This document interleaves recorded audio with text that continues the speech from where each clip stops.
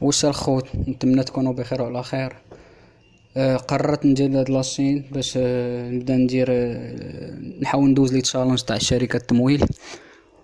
واليوم غنبدا باول شركات اللي هي فندق بيبس باصغر كونت، غنبقى نسكيلي، غنشري اصغر كونت. الا دوزتو غنزيد لي مورا مثلا 5K 10K 25 50 وعلاش لا 100 والميتين.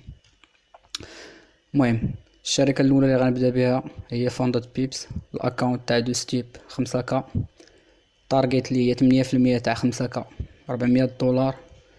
الماكس لوس اللي عندنا هي $500، والديلي لوس اللي هي 250. الوغ كيف ما كتشوفوا هنايا اكونت هو خديتو 5K. اليوم 1/9 2025.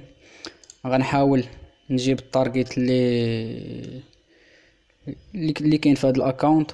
ولا قدرت نجيب ندوز الفاز الاول والفاز الثانيه وقدرت ندير الويدراو، راه غندوز الاكونت اللي كبر منه تاع 10K، سواء فاندد بيبس ولا اف تيمو ولا فاندد نيكس. المهم هذا هو الكونسيبت تاع هاد لاشين.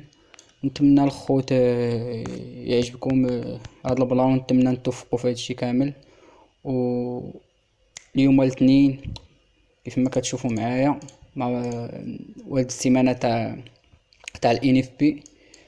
الوغ اليوم الاثنين زيرو نيوز، ما غاديش نتريدي، غادي ندخل غير ب0.01 باش يتاكتيفاو ليا الايام وصافي.